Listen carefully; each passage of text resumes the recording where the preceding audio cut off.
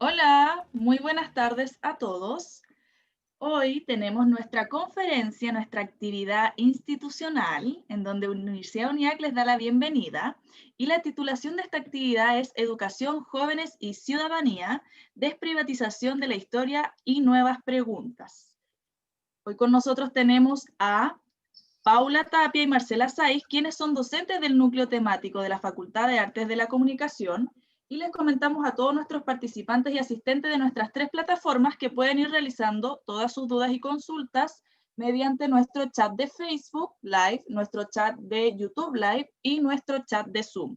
Al finalizar la actividad vamos a ir revisando todas sus dudas y consultas para realizarlas a nuestros expositores.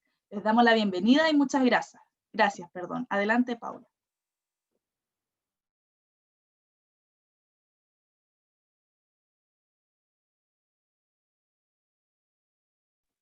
Paula, tu micrófono está, debes activarlo.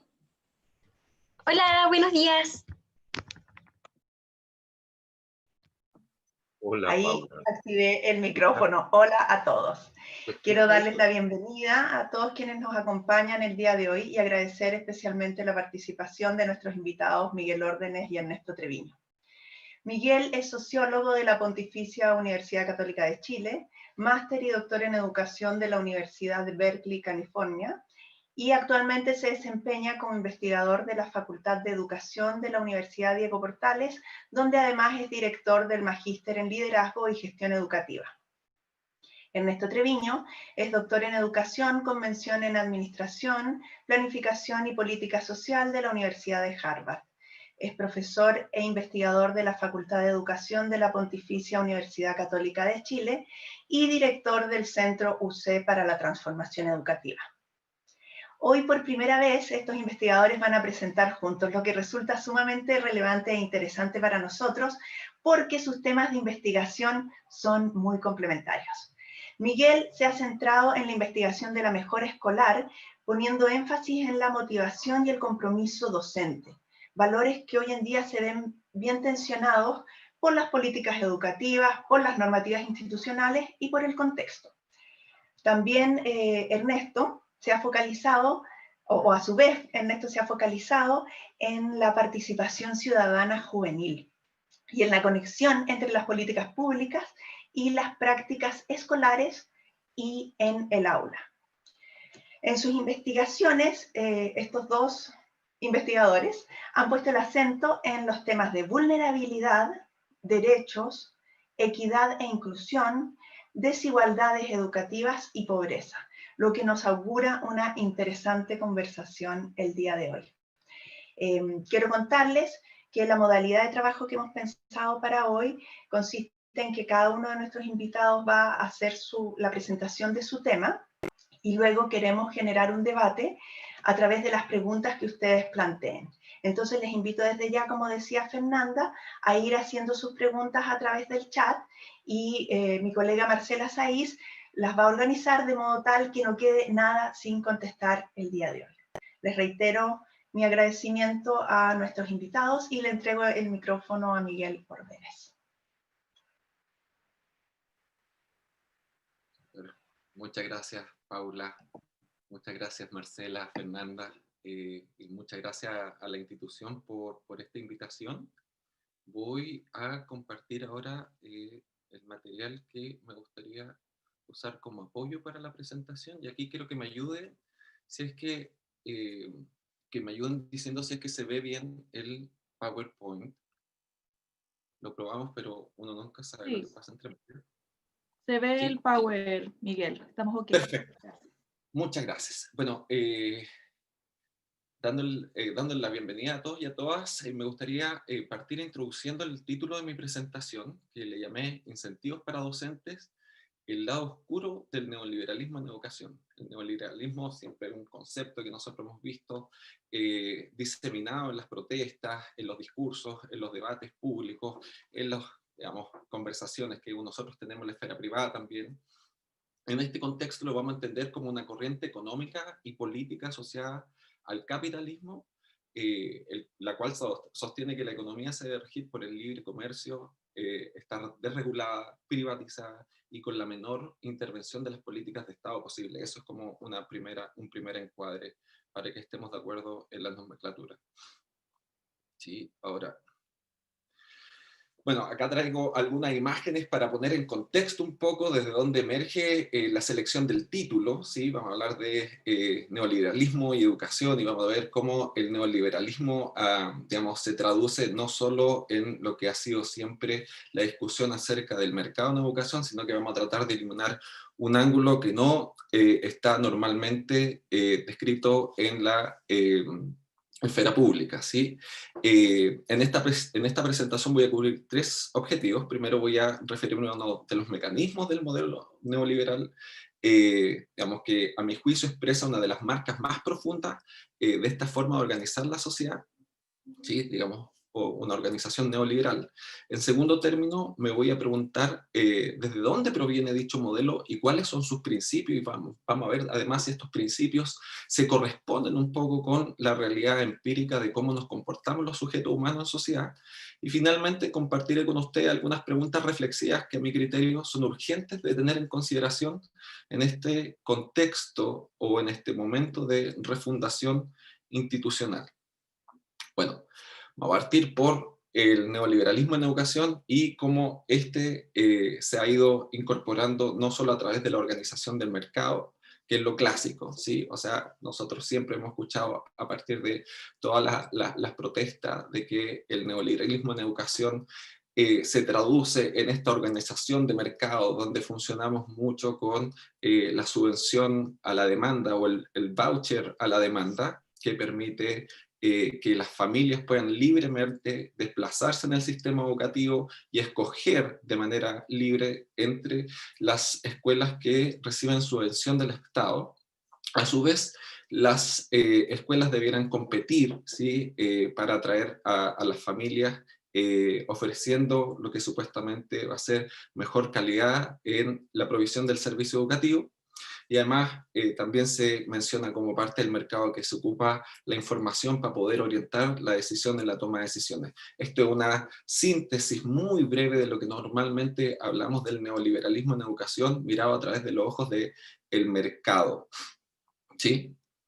Ahora, hay otra forma de mirar el neoliberalismo en educación que no es tan discutida, pero que a mi criterio, como le anunciaba en la introducción, tiene un efecto mucho más profundo en la forma en que abordamos la vida social y abordamos también los comportamientos individuales.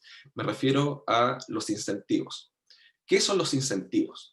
Los incentivos son expectativas de recompensa que motivan el comportamiento en el trabajo, pero no se reduce solo al trabajo, también en la vida social, teniendo expectativas, digamos, de satisfacción de una necesidad. Todas las organizaciones, tanto públicas como privadas, emplean incentivos para influenciar a los trabajadores a que ejerzan un esfuerzo, ¿sí? En favor de las metas de la organización. Entonces el incentivo se ocupa, o digamos, es como una palanca que ocupan las organizaciones para alinear el interés de las organizaciones con el interés de los trabajadores. Y los incentivos tienen la pretensión de generar una acción, un comportamiento voluntario por parte de las personas. No necesariamente implica coerción. O sea, por ejemplo, cuando yo tengo un régimen carcelario, y un régimen carcelario donde hay un control muy severo sobre digamos, el comportamiento de los sujetos humanos, eso ya no opera como incentivo, sino que es un mecanismo de control. Entonces, eso es para que entiendan un poco a grandes rasgos, perdón, lo que son los incentivos. Ahora, los incentivos pueden apelar a motivos extrínsecos como recompensas monetarias, prestigio, estatus profesional, o bien a motivos intrínsecos como son la satisfacción que uno tiene en el trabajo por el solo hecho de hacer el trabajo, o las expectativas que uno tiene acerca de la autorrealización, las cosas que a mí me gusta hacer, las cosas que me causan disfrute, ¿sí? Los incentivos pueden ser muy agudos, muy explícitos y también de alto riesgo. Por ejemplo, la evaluación para el cumplimiento de las metas o pago por mérito, ese tipo de cosas. Por ejemplo, cuando, no sé, la gente trabaja empleada en una zapatería, tienen un sueldo base, pero también tienen un sistema de incentivos que le permiten incrementar su salario de acuerdo a distintas metas que va cumpliendo en materia de venta. Eso ahí uno puede ver un criterio de incentivos agudos, explícitos y que tienen un alto riesgo porque de otro modo no podría tener un salario más alto. También hay incentivos que son más difusos, que en el fondo son, digamos, estímulos que se generan para un comportamiento que básicamente no tiene ninguna intencionalidad de ser preciso. Por ejemplo, el sueldo base por asistir al trabajo. Ahí no hay ninguna meta específica, simplemente uno recibe el incentivo por aparecer a la hora correspondiente en el trabajo. En Chile, desde el despunte de esta nueva organización en base a los mecanismos de mercado, donde se crea un sistema, un mercado para que las escuelas compitan entre ellas y los padres y las familias, los niños se comporten como demandantes del servicio educativo, también se ingresa una capa de mecanismos de mercado para poder controlar y regular el trabajo de los docentes. Es así como se incorporan una serie de incentivos extrínsecos y explícitos combinando metas específicas, evaluaciones de desempeño y una serie de consecuencias para poder regular el trabajo docente y dirigirlo hacia donde las autoridades correspondientes quieren que la profesión docente oriente sus esfuerzos. Desde la década de los 90, los gobiernos han introducido olas sucesivas de políticas basadas en incentivos tanto individuales como colectivos.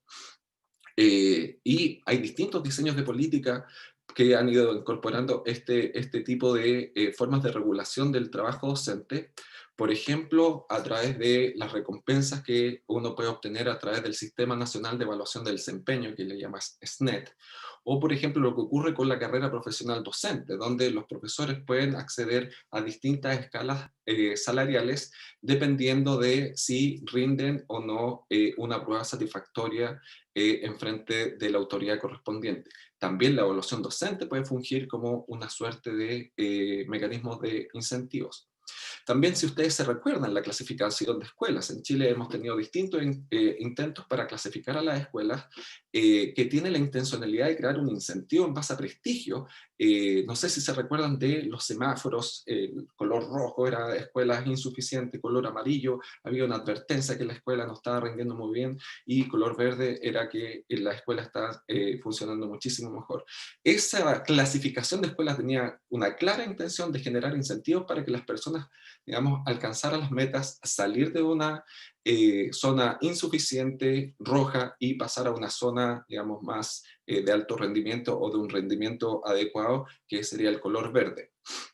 También la clasificación de escuela está asociada a una serie de castigos, por ejemplo, el cierre de la escuela en el caso de que algunos establecimientos no cumplan de manera sistemática las metas, la pérdida de autonomía en la inversión de recursos, y así sucesivamente uno puede ver que hay muchas capas de incentivos desde muchos ángulos, tanto individual como grupal, para regular la profesión docente.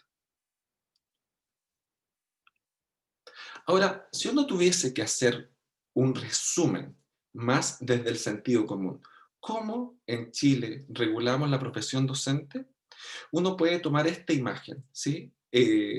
Básicamente lo que hemos hecho con la profesión docente es reducir las dinámicas de trabajo poniendo el énfasis en la zanahoria, que digamos serían las recompensas, o el garrote, que serían los castigos, para poder hacer que los docentes inviertan esfuerzo para el cumplimiento de metas específicas de rendimiento en el sistema educativo. Este es un buen resumen, a mi juicio, un poco grotesco, pero es un buen resumen de cómo nosotros regulamos la profesión docente en Chile, y es uno de los rasgos más característicos de las sociedades neoliberales. Ahora, cuando uno ve el uso de incentivos extrínsecos, explícitos, en la forma que se usa en Chile, hay un montón de costos asociados a esos incentivos extrínsecos. Por ejemplo, se fomenta un pensamiento de corto plazo. podría eventualmente animar comportamientos indeseados o distorsión de comportamientos como el engaño, atajos, comportamiento antiético. Los incentivos también se pueden volver adictivos, o sea, la gente va a hacer las cosas en la medida que recibe la recompensa o tenga que evitar el castigo, desplazando la motivación por el trabajo per se, por el disfrute, porque en el fondo tengo una vocación, porque simplemente me gusta lo que hago. Y así sucesivamente se van generando una serie de costos que van sacando como la autonomía del comportamiento de las personas y más bien van respondiendo a estos sistemas de control externo. Ahora, en términos muy específicos en materia de lo que es el trabajo docente, los sistemas de incentivo han puesto mucho énfasis en aumentar el resultado medido a través de las pruebas estandarizadas, particularmente el CIMSE. Y efectivamente, las y los profesores han respondido de manera favorable y en algunos casos aumentando el CIMSE. Sin embargo, con costos que a nuestro juicio son muy altos en el ámbito educativo. Por ejemplo, enseñar para la prueba, enseñar para el test es una de las prácticas más difundidas en el sistema educativo, que ha sido la respuesta de este mecanismo de regulación del trabajo. Focalizarse en el currículum evaluado. Ustedes han visto la proliferación de estos talleres que han tenido los profesores. O sea, me imagino que acá tenemos muchos estudiantes, tal vez tenemos algunos padres, que han visto cómo en las escuelas se han generado una serie de talleres enfocados en enseñar lenguaje, en enseñar matemáticas, enfocados en el currículum que está evaluado en el test, con la expectativa de subir esos indicadores a partir de este entrenamiento. También una pedagogía central del profesor, donde el profesor va marcando la pauta y va restringiendo un poco el espacio de exploración y curiosidad de los propios estudiantes. También se genera algo que le llamamos la corrupción del indicador. Se genera tanto comportamiento orientado a alcanzar los indicadores que ya no sabemos efectivamente si los números que refleja el CIMSE están reflejando una estrategia deliberada para poder mover los indicadores, así como cuando uno se aprende los trucos de cómo responder las pruebas en la PSU, por ejemplo, o para lo más antiguo en la prueba de aptitud académica. Y lo más grave a mi criterio es que se genera una dinámica de instrumentalización de las y los niños en los establecimientos. ¿A qué me refiero con esto? Me refiero a esta práctica que tienen algunos docentes de decirle, no sé, Juanito, yo sé que tienes problemas con los estudios, mira, te aconsejo que mañana es día CIMSE, te lo tomes libre, o bien enviar niños a educación especial, o bien generar distintos mecanismos para que algunos niños que puedan bajar el promedio reciban menos atención de parte de los docentes, dados los incentivos de cumplir la meta para aumentar las recompensas y disminuir las posibilidades de sanción. Ahora, cuando uno mira esta dinámica de incentivos, orientación a la meta, evaluación, estímulo, digamos, a dinámicas laborales y a comportamientos muy orientados a cumplir esas metas, uno no solo ve que este tipo de mecanismos funcionan en educación, también funcionan en salud, también funcionan en materia de seguridad pública. Por ejemplo, en salud, tal vez la mayor parte de ustedes ha estado en la situación en la cual va a visitar al doctor y el doctor, casi sin establecer una conexión con el paciente, simplemente toma nota porque tiene 15 minutos medidos por reloj para poder atenderlos. Ese tipo de esquemas de trabajo responde a mecánicas de incentivos que el doctor o doctora está expuesto, necesita cumplir ciertas cantidades, ciertas cuotas de atención en el día, porque eso es como se regula algunas clínicas o algunos servicios de salud, incluso públicos. También en materia de seguridad. O sea, yo no sé si ustedes escucharon que a partir de las últimas protestas apareció en la esfera pública algunos mecanismos de incentivos que empujaban a algunos carabineros a trabajar horas sobre tiempo porque esas horas sobre tiempo estaban asociadas a un bono. O también hay algunos mecanismos de regulación del trabajo policial, donde, por ejemplo, los carabineros tienen una cuota de partes que sacar durante el día, por lo tanto, ellos están más motivados por, digamos, cumplir ese tipo de metas que por otro tipo de consideraciones en el ejercicio de su trabajo. Ahora, una pregunta para comenzar la reflexión, que la tengan, la idea es que la tengan en la cabeza es, ¿en qué medida estamos experimentando incentivos en nuestro trabajo o en la vida en general? Eso me gustaría que lo mantuvieran en la cabeza. Ahora, me gustaría abordar el segundo objetivo, que básicamente tiene que ver con los principios que están tras los incentivos en educación. Y acá parto con esta cita de Edward Deming, que señala que todo sistema está perfectamente diseñado para alcanzar los resultados que alcanza. ¿A qué resultado me estoy refiriendo? Al resultado de conductual que expresan los profesores como respuesta al sistema de incentivos, ¿sí? Cuando uno mira desde dónde vienen estos sistemas de incentivos y a qué principio responde este tipo de diseño, digamos, incentivos en el contexto de un modelo neoliberal, uno encuentra la doctrina de la nueva gestión pública, que básicamente es una doctrina inspirada en principios y recetas extraídas del sector privado para mejorar la eficiencia y el desempeño del sector público. Esto, más que ser un conjunto coherente de ideas y principios, es más bien un conjunto de herramientas que vienen a ayudarnos a reformar la gobernanza a nivel de sistema y modernizar las organizaciones públicas, usando estas herramientas o soluciones que vienen del sector privado. Algunos de los principios también, digamos, de los atributos que incorpora es que hay una seguridad reducida en el lugar de trabajo. Hay contratación, o los trabajadores a contrata, los despidos son más fáciles, el salario es más bien diferenciado, se basa en trayectorias profesionales y estatus, hay mucha competencia en el mercado y también competencia entre los colegas dentro de las organizaciones. Se desaconseja la organización colectiva y la sindicalización. Fíjense ustedes, en los últimos 40 años, cómo la sindicalización en Chile ha ido disminuyendo, no solo en los servicios públicos, sino en toda la sociedad. Y esta, doctrina se inspira en el gran éxito que tuvo el desarrollo del capitalismo durante el siglo XX. Por eso que se extraen todas estas herramientas y se implementan dentro de los servicios públicos con la ilusión de mejorar la eficiencia y la efectividad. Ahora, es muy importante tomar en consideración que uno de los supuestos más importantes de la nueva gestión pública es que se basa en un supuesto de que nosotros los sujetos humanos funcionamos como lo que le llaman la literatura el homo economicus, que son seres humanos motivados por intereses egoístas, que somos lo suficientemente racionales y estratégicos para buscar los medios para alcanzar nuestros fines, y maximizamos la utilidad de nuestras preferencias. O sea, lo que a nosotros nos gusta va a ser lo que va a regir nuestro comportamiento y vamos a tratar de sacar las máximas rentas desde esa lógica. Ahora, nosotros debemos preguntarnos si esta lógica del New Public Management, que inspira un poco las medidas que hemos implementado en educación en Chile, particularmente en los incentivos, son supuestos suficientes para organizar o para pensar en mecanismos de organización social. Entonces acá vamos a ver alguna serie de experimentos, voy a sintetizar un poquito en función del tiempo. En los últimos 15 o 20 años, una línea de investigación empírica que viene desde la microeconomía, de la economía conductual y de la teoría de juegos, muestra resultados muy contrastantes con respecto a los supuestos egoístas de la nueva gestión pública. Incluso en situaciones donde las personas debieran reaccionar de manera muy egoísta o autointeresada, estos experimentos muestran algo distinto.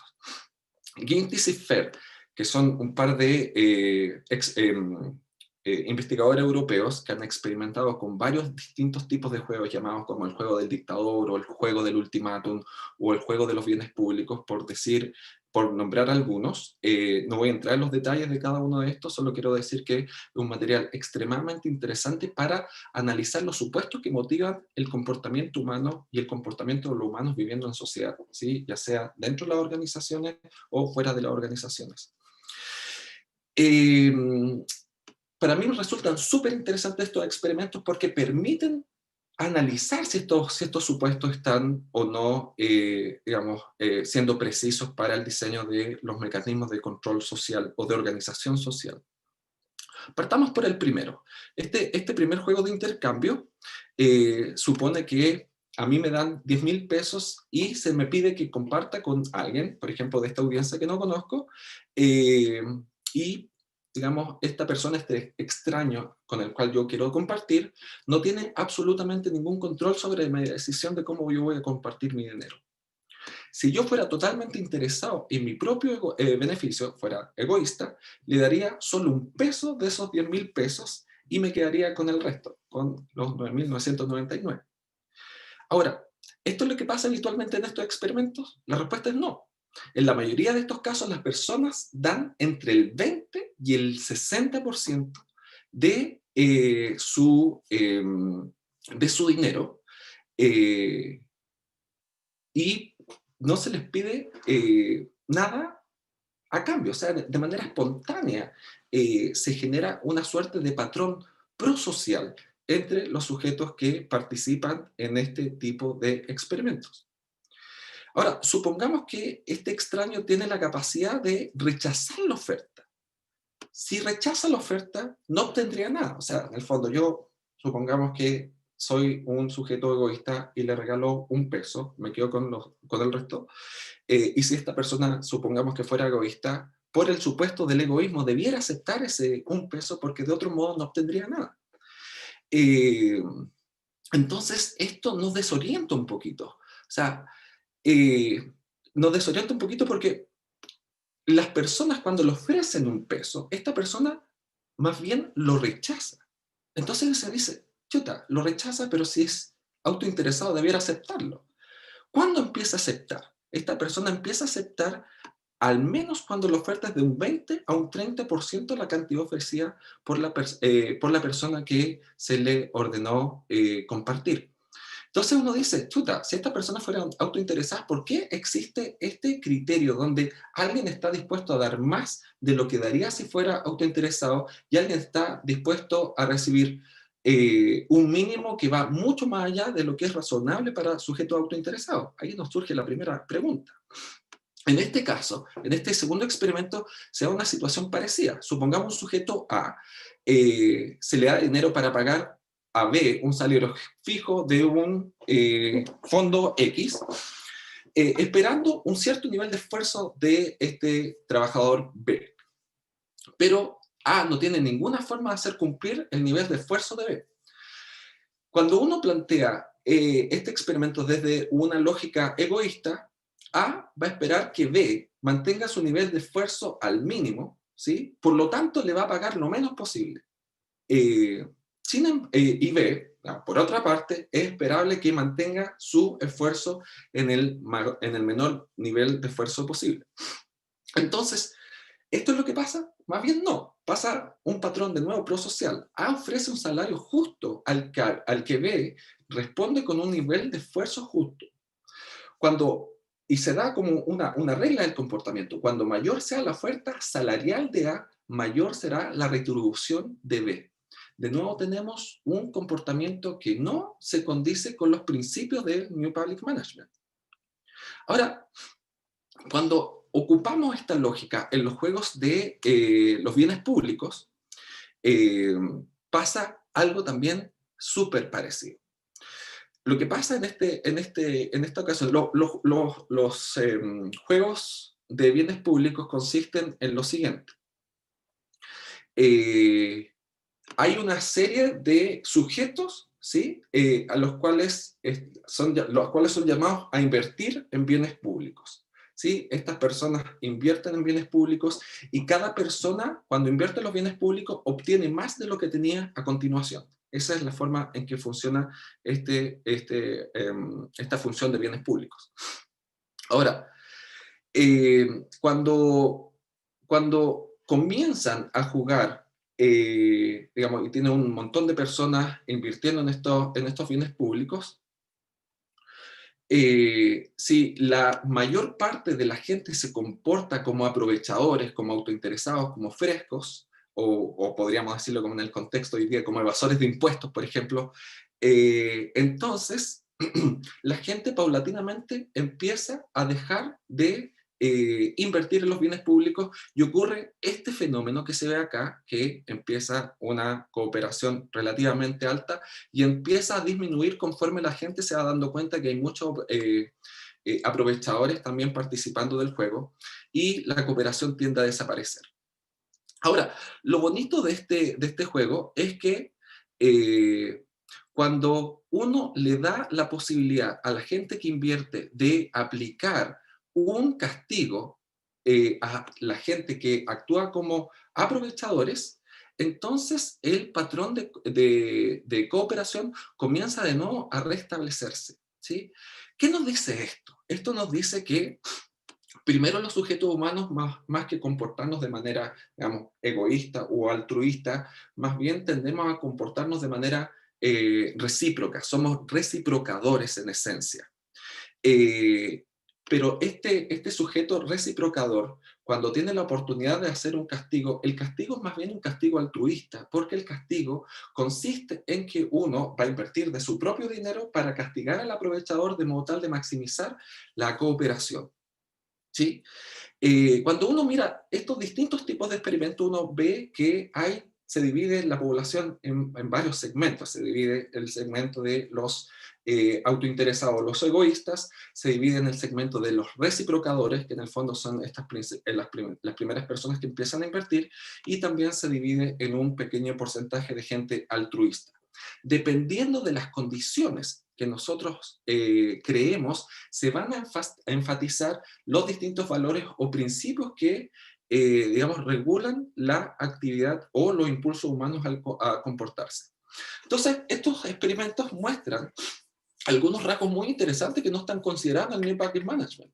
Por ejemplo, los sujetos que son orientados por valores más colectivos, que son, digamos, provenientes del proceso de socialización. Cuando ustedes, por ejemplo, la gente que tiene niñas o niños chicos, cuando están jugando en el jardín infantil, uno empieza de a poquito a socializar las normas del compartir, en normas de jugar en grupo, el respeto, la solidaridad, etc. Estas son normas que se obtienen del proceso de socialización, por eso le llamamos Homo sociologicus.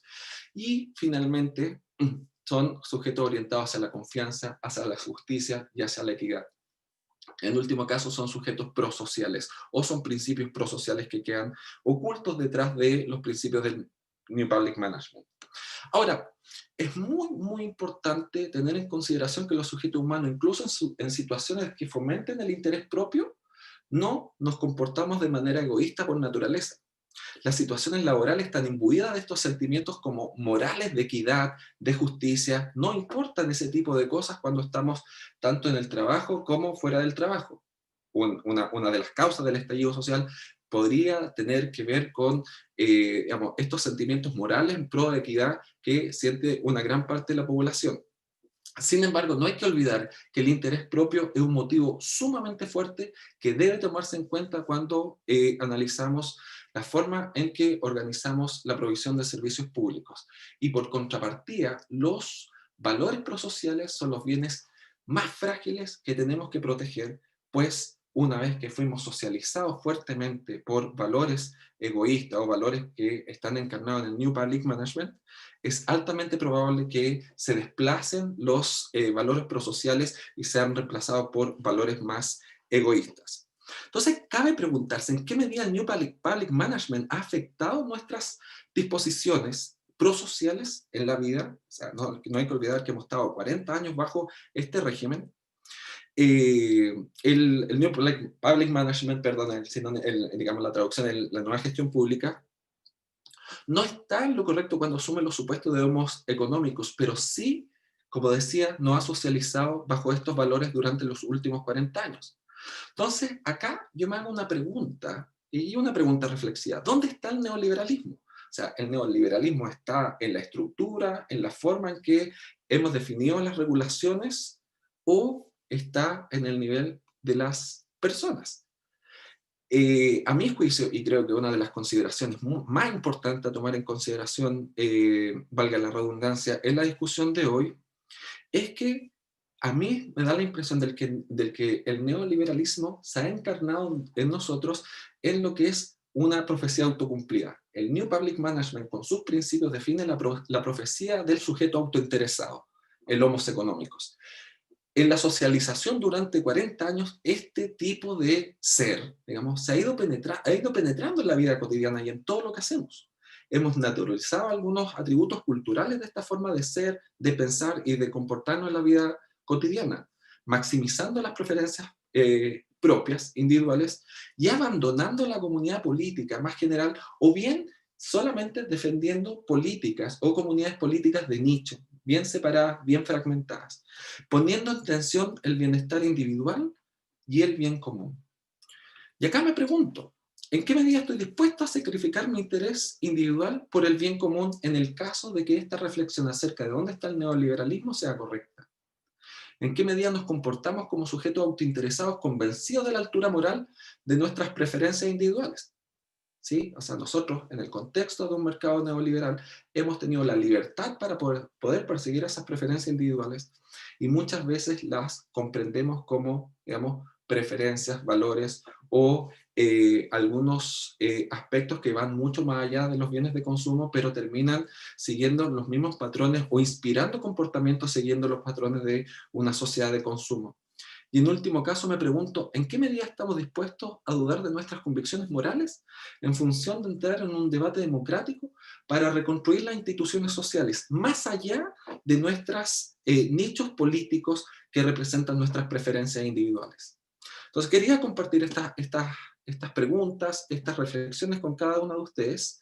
Y ahora le voy a dar, después de definir como estos principios, esta discusión, estas provocaciones, voy a dejar a mi amigo y colega Ernesto Treviño para que comparta con ustedes un poco de evidencia de la investigación que él desarrolla. Muchas gracias.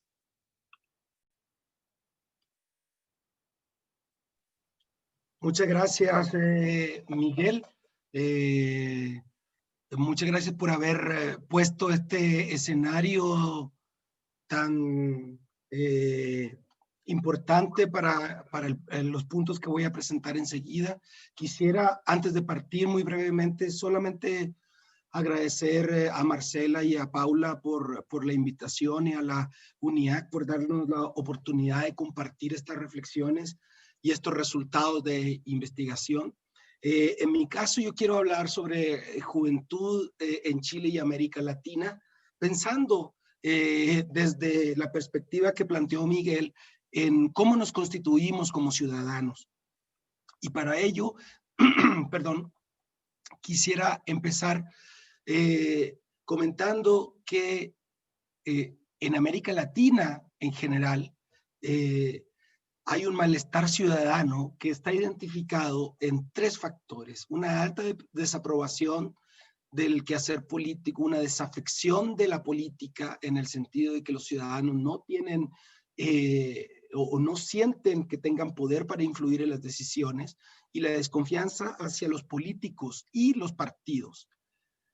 Sin embargo, los jóvenes se sienten menos atraídos a participar, por lo tanto, en los canales, llamémoslo así, institucionales de las democracias, porque no ven ahí una forma de construir sociedad, sino ven más bien, quizá como Miguel mencionaba, un comportamiento egoísta por parte de los políticos y los partidos, en lugar de un comportamiento prosocial en donde se busque el beneficio de la mayoría de las personas o de grupos específicos. Sin embargo, y Chile es muy característico en esto, a pesar de que siempre decimos que los jóvenes no están interesados en política, la verdad es que sí están interesados, pero en otras formas que tienen que ver con la participación social y política basada en movimientos locales y culturales. Pueden no estar interesados en los partidos, pero Chile es un ejemplo mundial por ejemplo, la revolución de los pingüinos, en segundo lugar, por los movimientos estudiantiles y porque han logrado desde la participación civil cambiar los términos de referencia de las conversaciones. Ahora, cuando hablamos de ciudadanía, nosotros tendemos a entender la ciudadanía de una forma muy limitada. Normalmente las asociamos con la participación en las elecciones o en los partidos políticos. Sin embargo, en el mundo actual, la forma de participar, la forma de comprometerse en sociedad de los jóvenes es muy distinta. Y para eso voy a presentar brevemente unos perfiles de participación política juvenil en América Latina y cómo estos perfiles de participación política se relacionan con otros ámbitos que también consideramos ciudadanía y que muchas veces son contraintuitivas esas relaciones, como lo voy a ver más adelante. En términos de participación política, bueno, hay como tres grandes formas. Hay acciones que buscan influir en los representantes de los gobiernos, otras acciones que las personas realizan en torno al ejercicio de la ciudadanía, que tiene que ver con cumplir con los propios responsabilidades como ciudadano. Y por otro lado, acciones relacionadas con la participación en la sociedad civil. Por lo tanto, los aspectos comunes de la definición de participación política es que involucra distintos focos, tanto de la vida social, barrial, comunitaria, incluye acciones que pueden desarrollarse dentro, fuera e incluso en contra de la institucionalidad, y también incorpora acciones que pueden ser tanto individuales como colectivas. Todo este espectro genera una combinación, una especie de batido que muchas veces es difícil de entender desde el punto de vista educativo. Y la participación política, en este caso, puede entenderse como un constructo, un concepto multidimensional que involucra los elementos personales, colectivos, para influir en la vida cívica general y comunitaria de la población por canales ya sean institucionales o extrainstitucionales. Para entender cómo ocurre esto en Chile y en América Latina, realizamos un estudio para entender y analizar la disposición a participar de los estudiantes. Estos son estudiantes de primer año de educación media en promedio, de 13, 14 años, y vimos cuál era su disposición a participar en protestas legales, en protestas ilegales, que en este caso quiere básicamente decir protestas en torno al gobierno, protestas sin permiso, en actividades electorales, en actividades políticas relativas a apoyar ciertos movimientos o ciertos partidos, y así como en actividades participativas dentro de las escuelas, para ver cuál era el marco general de participación de los estudiantes en América Latina, en estos 5 países de América Latina que participaron en este estudio internacional sobre educación y ciudadanía. Y nos encontramos con 6 perfiles de estudiantes. ¿Sí? Por un lado, tenemos los participativos, que es el número 6, que están dispuestos y que entienden la sociedad como un conjunto de oportunidades para participar. Y les interesa participar desde las elecciones hasta las protestas ilegales. Hay otros que son institucionales, que se interesan más por las actividades, por llamarlos legales, normalmente actividades institucionales y participación en elecciones. Hay un conjunto de estudiantes que son pasivos, que tienen alta disposición futura a votar, pero solamente les interesa votar. ¿Sí? Hay otros que les denominamos interesados, que están en el nivel promedio de participación en todas las variables. También hay un perfil denominado desconfiado, en donde no tienen ningún interés en participar en actividades o muy bajo interés en participar en instancias institucionales porque consideran que no tienen confianza en ellas y no serían capaces esas instancias de encauzar sus demandas o sus preocupaciones y por lo tanto están dispuestos a participar en actividades políticas ilegales, básicamente protestas. Y hay un conjunto de estudiantes denominados apáticos, en donde no les interesa ninguno de estos ámbitos de la política. Quisiera concentrarme en este gráfico, solamente en el gráfico de Chile, y después voy a hacer una comparación muy breve con los resultados de los otros países de América Latina. Si se fijan, en Chile tenemos un 12% de estudiantes que denominamos participativos. Estos son estudiantes que les interesan todas las formas de participación por igual. Sin embargo, 1/3 de nuestros estudiantes son institucionales. Es decir, no les importa la participación en protestas ilegales, sino les importa principalmente la participación en los canales institucionales formales. El otro grupo bien importante es el grupo que denominamos interesados. Y este grupo interesados se le puede llamar un grupo que está constantemente alerta. Para decirlo en buen chileno, es un grupo que está con las zapatillas de clavos puestas para participar en cuanto ocurra algo que la sociedad, que sea importante para la sociedad. Y nuestra hipótesis es que este 25% de jóvenes está muy bien representado por la participación juvenil que ocurrió en el plebiscito que tuvimos muy recientemente. Por lo tanto, estos son jóvenes que están interesados, que no están muy comprometidos, pero que al momento que ven que hay algo crucial para la sociedad, están listos para participar. También cabe señalar que, a diferencia de lo que solemos pensar los adultos, apenas hay un 7% de estudiantes denominados apáticos en Chile, y es muy bajo el porcentaje de los estudiantes que no están dispuestos a participar en ninguna de estas instancias. Por lo tanto, tendríamos que borrar esa imagen que tenemos de que los estudiantes no están ni ahí. Sí están interesados en política, están interesados en distintos canales de participación. Hay algunos, como un 14%, que no confían, pero en general los estudiantes en Chile, un 94% diría yo, tiene condiciones para participar muy activamente en distintas iniciativas ciudadanas.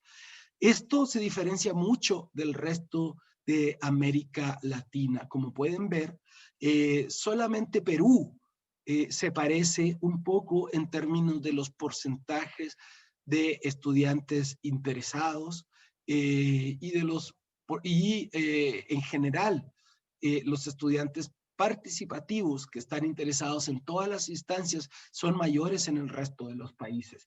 Esto, para nuestro gusto, tiene que ver con que en Chile también hay un mayor conocimiento cívico de los estudiantes, a pesar de nosotros los adultos y a pesar de las escuelas, como veremos enseguida. Ahora, para ver, nosotros solemos encajar a los elementos ciudadanos como si fueran una sola dimensión. Es decir, si nosotros, por ejemplo, estamos interesados, hay una persona que está interesada en participar en las elecciones, suponemos que esa persona puede estar interesada también en otros elementos ciudadanos que son positivos, pero no necesariamente es así. Y aquí quiero mostrarles muy rápidamente algunas asociaciones. Fíjense cómo cuando vemos el porcentaje de mujeres que está en cada uno de los perfiles, bueno, nos encontramos que la mayor parte de el 62%, que es la contraparte de este 0,38 que hay aquí, de los apáticos son varones. Y esto se condice con una realidad que hemos encontrado a nivel mundial, no solamente latinoamericano. Las mujeres son mejores ciudadanas que los hombres en todos y cada uno de los ámbitos que hemos analizado. En la participación política, en las percepciones de equidad hacia otros grupos, en la inclusión, en la empatía. Por lo tanto, da la impresión de que esta ideología en la que nos hemos cultivado los hombres del machismo no es la mejor ideología para generar instancias prosociales. Ahora bien, también es importante señalar que, por ejemplo, los estudiantes participativos son aquellos que están en torno a este 0,5, el 0 es el promedio del nivel socioeconómico de estudiantes, están en torno al nivel socioeconómico de los estudiantes de toda la muestra. Es decir, estos estudiantes participativos no son los estudiantes más desaventajados necesariamente, ¿sí? Ahora bien, cuando analizamos los resultados por apoyo a la equidad de género, por ejemplo, nos encontramos que el promedio de apoyo a la equidad de género es 50 de este indicador. Si se fijan, aquellos estudiantes, ¿y qué es apoyo a la equidad de género? Básicamente se les pregunta a los estudiantes si estarían de acuerdo con que hombres y mujeres tuvieran los mismos derechos. Pues fíjense que los estudiantes participativos, que consideraríamos estudiantes que están comprometidos con la sociedad, tienen un menor promedio que otro tipo de estudiantes. Es decir, aquellos estudiantes participativos no necesariamente están de acuerdo con que las mujeres deban de tener los mismos derechos que los hombres. Una situación que evidentemente nos preocupa desde el ámbito de la educación. Asimismo, estos estudiantes participativos estarían de acuerdo con apoyar un régimen autoritario si eso les trajera beneficios económicos de corto plazo, y están más de acuerdo en apoyar el régimen autoritario que todos los demás. Entonces aquí tenemos un conjunto de estudiantes que quieren participar en todo y que están participando en distintas instancias, pero que apoyan la desigualdad de género y apoyan el autoritarismo. Por lo tanto, hay condiciones éticas dentro de esta malla de la ciudadanía que no hemos considerado adecuadamente, y nuestra hipótesis respecto de por qué los estudiantes participativos apoyan este tipo de elementos antidemocráticos o inequitativos tiene que ver, como lo vemos en el último renglón, a que cuentan con los menores niveles de conocimiento cívico. El puntaje de conocimiento cívico tiene un promedio de 500 a nivel internacional, y estos estudiantes están muy por debajo de ese promedio. ¿Esto qué quiere decir? Quiere decir que para generar un ciudadano multidimensional, más complejo, que entienda de participación política, que entienda de inclusión, que entienda de equidad y que entienda de democracia, no es suficiente con los elementos actitudinales o la disposición a participar, sino que es necesario que estos ciudadanos conozcan el funcionamiento político de las sociedades. Por lo tanto, el conocimiento cívico, el conocimiento del funcionamiento del Congreso, del Ejecutivo, de los partidos, debe combinarse con los aspectos más actitudinales y conductuales también de participar. Ahora, cuando vemos, por último, ¿qué ocurre en las escuelas? Bueno, en las escuelas lo que podemos ver es que hay tres elementos que influyen en los perfiles de los estudiantes. Por ejemplo, aquellos estudiantes clasificados como institucionales o participativos, que serían un poco más ideales desde el punto de vista de la participación, son estudiantes que enfrentan salas donde hay una mayor discusión abierta con sus profesores, es decir, donde los profesores le dan la oportunidad a los estudiantes de expresar sus propios puntos de vista sin el ánimo de que alguien gane la discusión. Esto no es un debate donde alguien tiene que ganar, sino más bien con el ánimo de tratar de comprender cuáles son los puntos de vista del otro y contrastar las perspectivas de los demás con las propias. Asimismo, es interesante ver que solo un 19% de los estudiantes en escuelas privadas son considerados como participativos. Es decir, en las escuelas privadas se promueve poco la participación en todos los ámbitos. Esto se condice con lo que sabemos de la investigación, porque en las escuelas privadas está normalmente la élite, y la élite quiere mantener el status quo, por lo tanto, tienden a ser mucho más institucionales. Asimismo, por último, lo que vemos es que los estudiantes apáticos se concentran en escuelas que tienen un menor nivel de participación de los estudiantes en los consejos escolares y en las tomas de decisiones de las escuelas.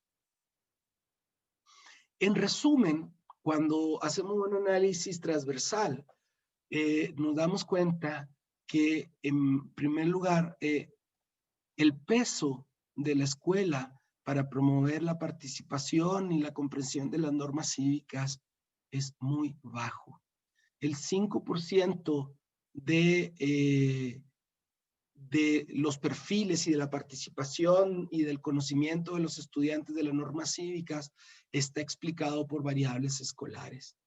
El 95% se explica por factores externos a las escuelas. Y estos factores externos a las escuelas tienen que ver con las discusiones y el interés de la propia familia en aspectos sociales y políticos, tienen que ver con la organización y participación comunitaria en distintas iniciativas que pueden ser desde deportivas hasta de la iglesia, pasando obviamente por aquellas iniciativas de organización de protesta, ¿sí? En este sentido, la escuela ha hecho relativamente, o está haciendo relativamente poco para promover la formación ciudadana, y a pesar de eso, y en contra de eso, los jóvenes en Chile pues han mostrado una amplia disposición a participar y una amplia participación en los últimos 15 años al menos. Ahora, para tratar de cerrar, lo que las escuelas pueden hacer, y sí se relaciona con esta formación cívica de la juventud, tiene que ver con una discusión abierta en la sala de clases, pero eso se relaciona con una pedagogía menos centrada en el profesor, donde los estudiantes son principalmente los protagonistas, con darle la oportunidad a los estudiantes de ejercer la ciudadanía desde la escuela. ¿Cómo? Participando, teniendo oportunidades de participar dentro de la escuela, pero esto no es suficiente si no tenemos un buen caudal de conocimiento cívico, del funcionamiento de la sociedad, de cómo debemos ser más prosociales y cómo podemos ser más participativos para no tener, por ejemplo, buses del odio dando vueltas por Santiago y tener soluciones mucho más empáticas y creativas para resolver nuestras diferencias que están ancladas en lo que ya conocemos y que definimos aquí conocimiento cívico, que se relaciona por último con un buen clima escolar, es decir, una situación en donde las relaciones entre estudiantes y profesores son de alta calidad. Para concluir, los jóvenes en América Latina y principalmente en Chile no son apáticos ni despreocupados por la democracia. Lo que pasa es que no confían en el funcionamiento actual del sistema democrático y no hay que culparlos. De hecho, yo creo que muchos de nosotros tenemos altos niveles de desconfianza por las situaciones que hemos conocido del sistema político. Los jóvenes sí se interesan en política en momentos cruciales para la sociedad. Lo han demostrado los movimientos estudiantiles, lo ha demostrado la participación estudiantil desde el año pasado y lo ha demostrado también la participación juvenil en el plebiscito, como ya les adelantaba. Sin embargo, los jóvenes están muy restringidos en sus canales de participación. Sin lugar a duda, las mujeres son las mejores ciudadanas en todos y cada uno de los atributos de la democracia. Y quizá los pasos que está dando Chile para tener una convención constitucional paritaria sean los pasos adecuados para introducir este modelo de pensamiento más empático, más informado, con mayores actitudes prosociales que pueden traer las mujeres a la conversación. Y por último, la participación se considera como algo que incluye distintas herramientas y no se observa, o los jóvenes no ven una tensión necesariamente entre los canales institucionales y los canales no institucionales de participación. Los atributos ciudadanos son múltiples, como ya les mostré. Las escuelas tienen poco que ver con fomentar esos atributos ciudadanos. Lo que parece ser más importante es el capital cívico de los estudiantes, es decir, cómo en sus familias pueden conversar y se habla y se interesan en temas políticos y sociales. No estamos hablando de temas partidarios, estamos hablando de discusión de temas generales de la sociedad. Y por lo tanto, la construcción de la ciudadanía debe verse como un proceso de desarrollo humano de largo plazo, más que como un contenido a memorizar. Esto tiene que ver mucho con lo que Miguel presentaba, de desarrollar habilidades más que solamente conocimientos, pero como ya vimos, necesitamos esta combinación entre el conocimiento con las habilidades, con las actitudes. Y para finalizar, sin duda que Chile es una paradoja mundial, con este sistema escolar privatizado que crea consumidores, que ha tenido 3 movimientos sociales recientes que han cambiado la configuración de la política y la educación, a pesar de las escuelas y a pesar de que no hemos tenido educación cívica.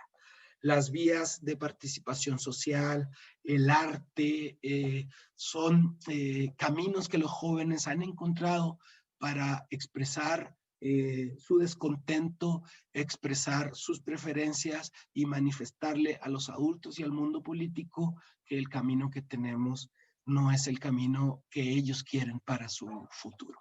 Muchas, muchas gracias.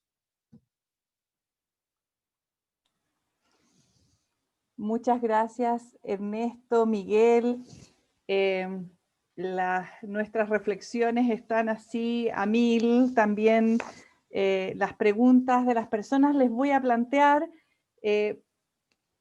por el tiempo 3 temas o 3, 4 pequeñas preguntas inmediatamente para que ustedes puedan abordarlas, ¿no? Hay algunos docentes, al parecer, que hablan, por ejemplo, a partir de lo que Miguel reflexionó, hablan en esta cultura del incentivo, de la nota en el aula como un instrumento de incentivo también, ¿no? Y cómo esto podría distorsionar el verdadero sentido de la evaluación y del aprendizaje. Y hay una afirmación ahí, ¿qué sucede cuando las notas equivalen como al dinero, ¿no? Hay una perversión ideológica allí. ¿Qué pasa con ese espacio, por ejemplo? Hay una pregunta en relación a eso. Otra tema que quisiera poner ahí es en relación a este sujeto reciprocador, ¿verdad?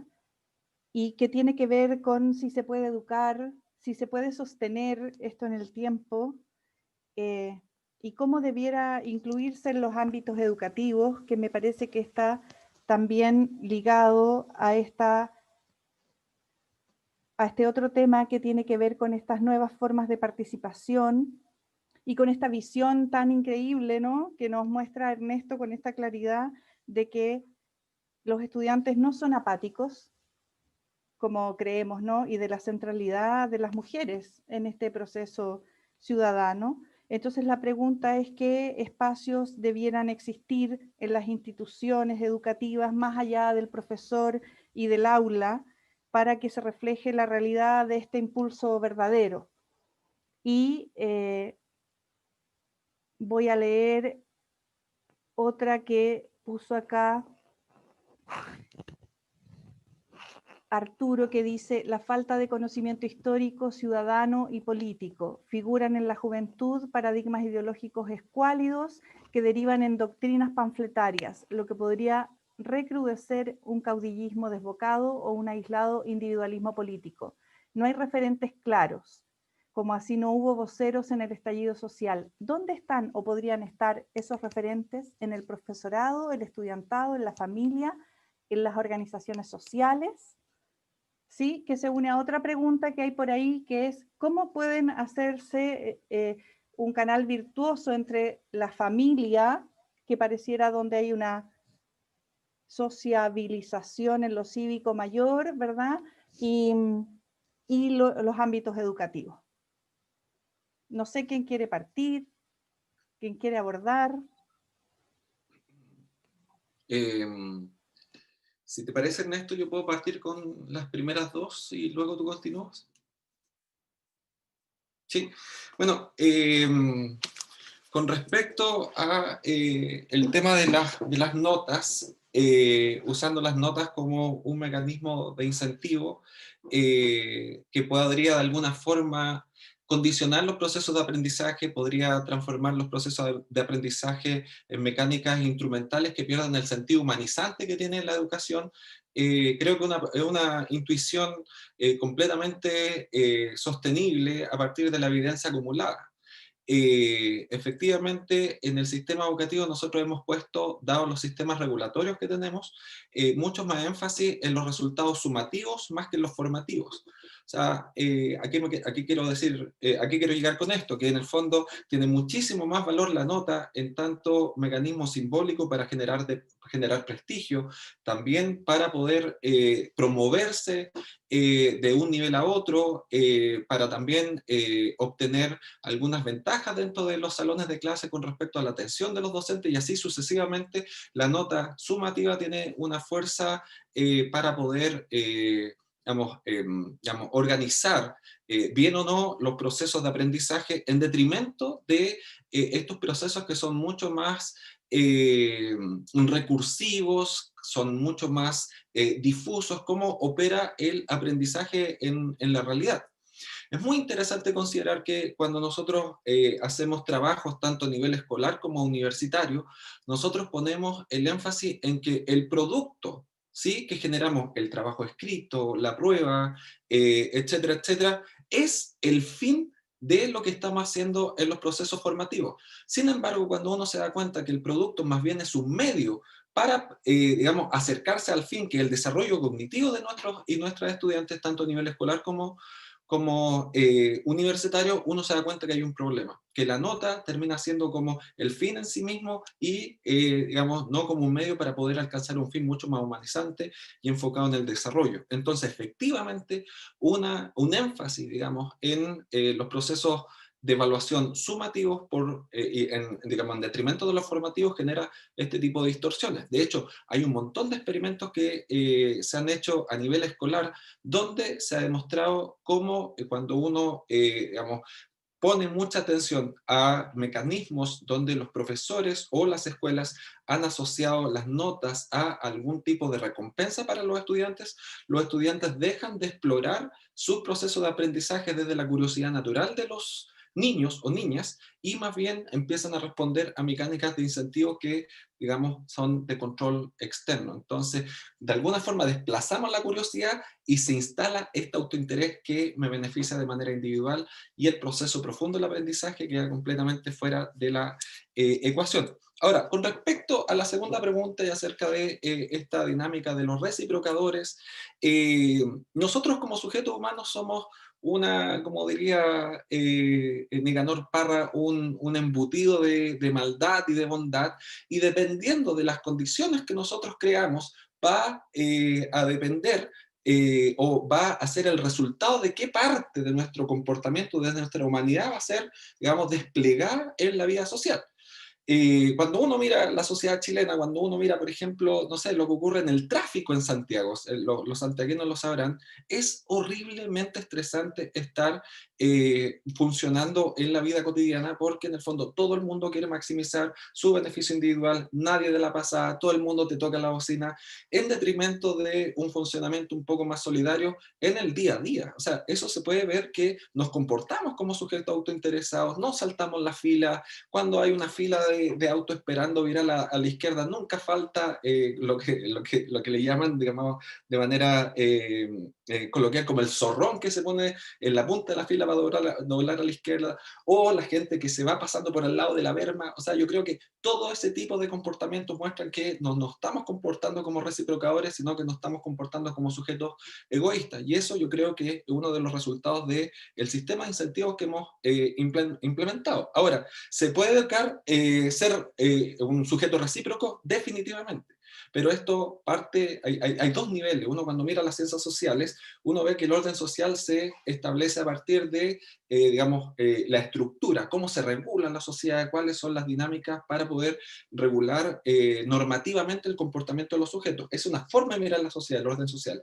Y otra forma es mirarlos desde la capacidad de los agentes que tienen la posibilidad de tomar decisiones de manera individual, ¿sí? Entonces, claro, por un lado uno dice, bueno, cambiando las reglas del juego podría cambiar la sociedad, equivalente, por ejemplo, a cambiar la Constitución, parcialmente. También pasa por un proceso de autotransformación individual, de exorcizarnos estos valores individualistas y neoliberales que hemos internalizado en los procesos de socialización durante los 40 años que hemos estado bajo este sistema y que ni siquiera nos damos cuenta. O sea, hay mucha gente que hoy día, pensando que está motivado de manera solidaria y altruista, más bien se está comportando de manera hedonista y egoísta cuando hay dificultades, por ejemplo, para encontrarse en la vida, en la comunidad política, para poder debatir. Hoy día es muy frecuente ver a estudiantes o jóvenes y también adultos que no se pueden encontrar en un espacio del debate porque se impone un hedonismo, una superioridad moral más bien individualista, que desconoce un poco la discusión y los beneficios de la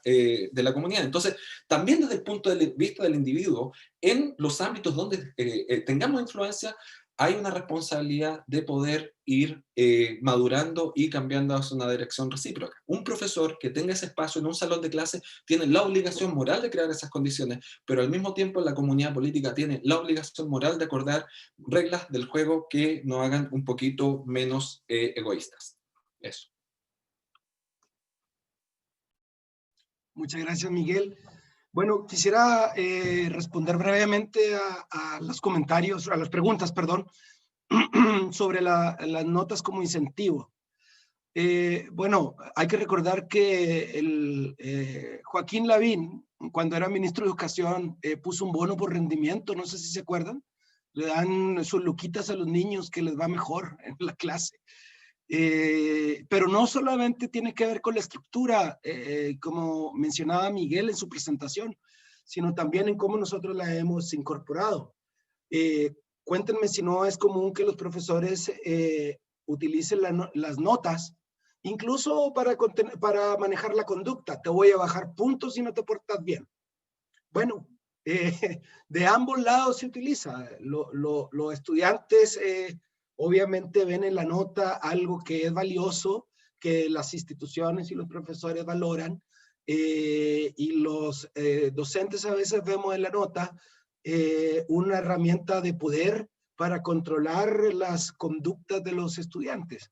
Sin lugar a dudas, eso es algo que hemos introyectado, no debe ser así. Vale la pena mencionar, sin embargo, que por lo menos en el sistema escolar a partir de este año hay un decreto, el decreto número 67, que promueve la evaluación formativa, y a pesar del ministerio y gracias a las innovaciones del propio sistema escolar, toda la información que tenemos respecto de cómo se han llevado a cabo las evaluaciones este año de pandemia, bueno, se ha tenido que incurrir mucho en esta evaluación formativa. Lejos de ser perfecta todavía, pero es un camino que se está empezando a recorrer y que las comunidades escolares están viendo con mucho interés, porque se están dando cuenta que ayuda mucho más a desarrollar el aprendizaje, las habilidades, la personalidad y el conocimiento de los contenidos de los estudiantes.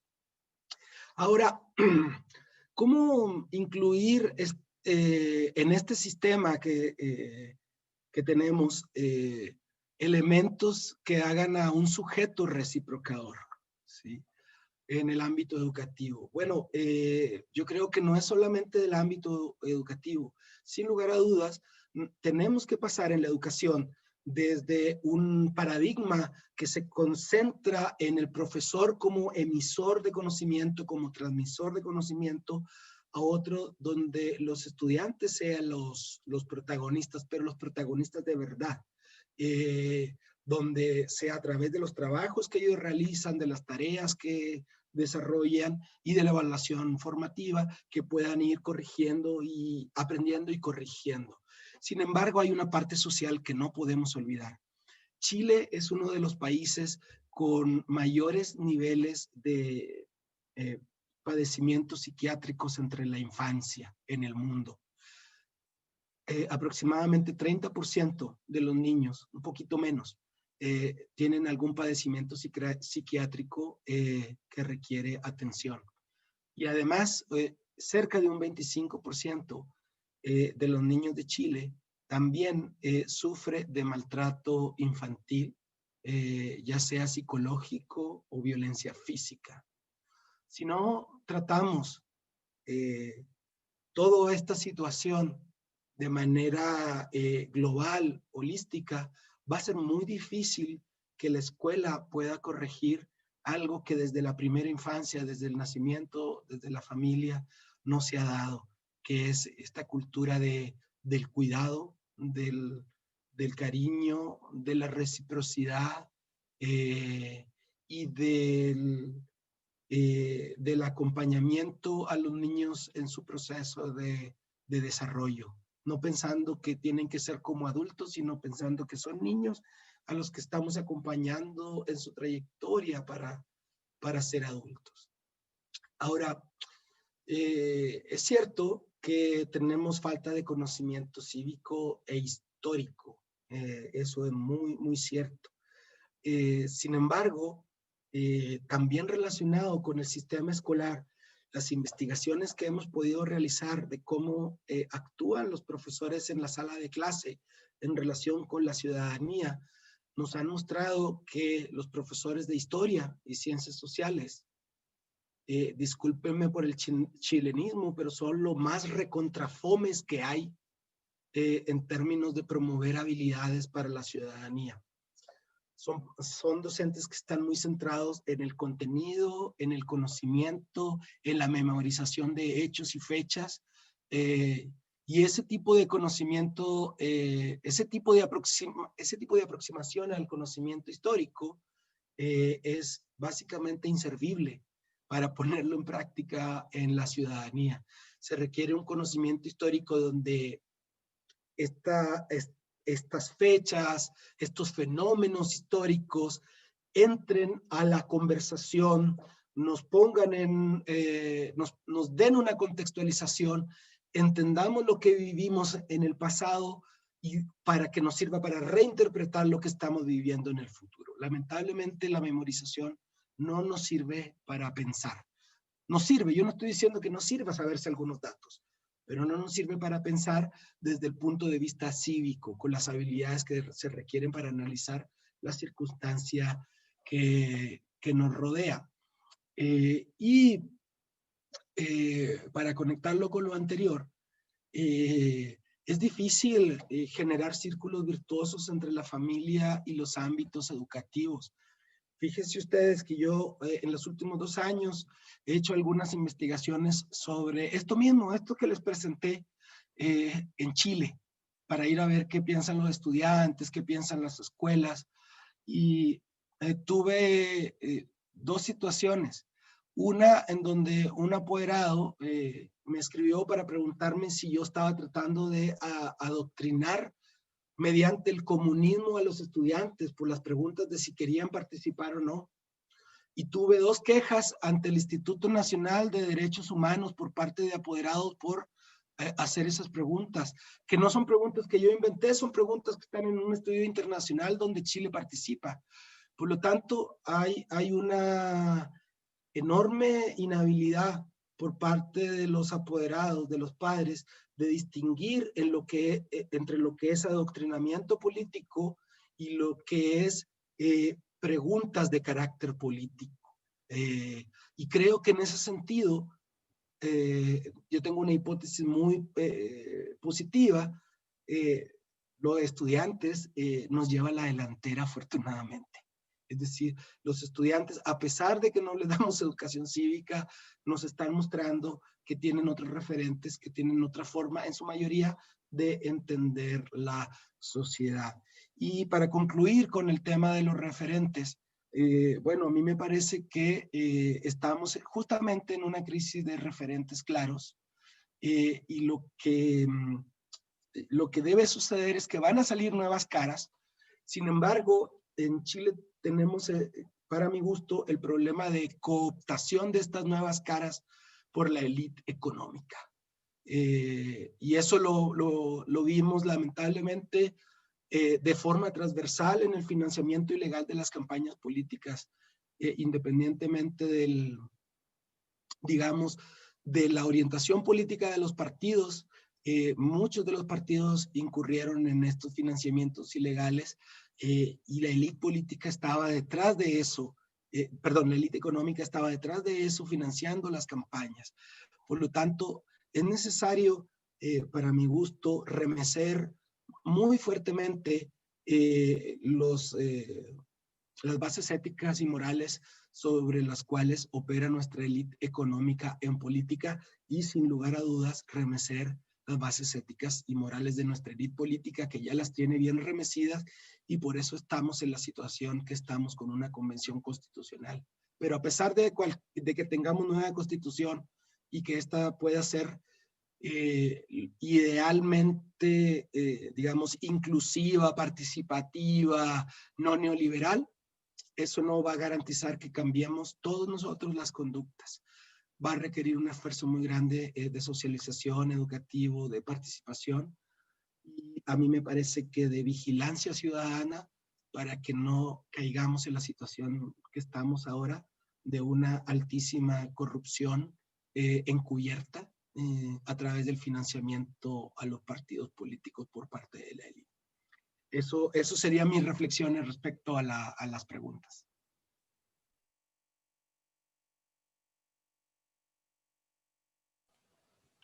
Muchas gracias, Ernesto, Miguel. Paula, no sé si tú quieres dar el cierre. Nos quedan 5 minutitos. Muchas gracias, Marcela. Quiero agradecer a todos quienes han participado hoy en día en este encuentro. Sé que en este grupo de asistentes hay muchos estudiantes, docentes de escuelas, docentes académicos profesionales también, de universitarios, y siento que esta es una instancia de reflexión muy importante para nosotros. El mundo está cambiando, los jóvenes nos están mostrando nuevos caminos, y los docentes debemos hacernos cargo de esas nuevas preguntas, como planteaba Miguel, y que se basan en una formación cívica sólida también, como mencionaba Ernesto. Creo que nos dejan con una tremenda motivación por delante para replantearnos nuestras prácticas universitarias, para generar espacios de conversación, como mencionaba Edmundo, promover otras instancias de evaluación, promover un aula activa donde la voz de nuestros estudiantes se haga presente. Quiero dar la palabra a nuestra decana, Ana Rips, que está aquí acompañándonos el día de hoy, y agradecerles a todos ustedes. Ana, por favor, tienes el micrófono. Sí, es muy breve, muy cortito. Simplemente a don Ernesto Treviño y a don Miguel Órdenes darles las gracias, porque nos invitan a una reflexión muy importante y profunda. Gracias por haber aceptado esta invitación, y nada más que la universidad les da las gracias, y muy especialmente nuestra Facultad de Artes de la Comunicación. que los docentes en arte en general somos bien comprometidos y dialogamos harto con nuestros estudiantes, y eso es una bendición. Es una bendición que podamos hacerlo, porque creemos también que las artes son salvadoras y sanadoras y son reflexivas. Es para nosotros simplemente yo les quiero dar las gracias porque ha sido muy motivador, y además hay muchos datos que son muy interesantes y nos ayudan a ser mejores dialogantes con nuestros estudiantes. Muchas gracias, y esperemos que no sea la última vez que podamos reflexionar juntos, o que ustedes nos traigan una reflexión tan profunda, tan sana como esta.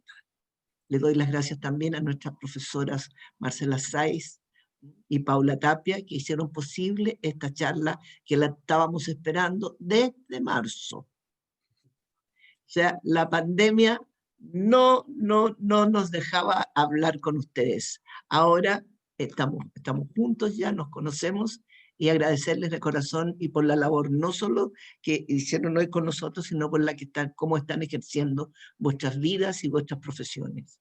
Muchas gracias. Muchas gracias.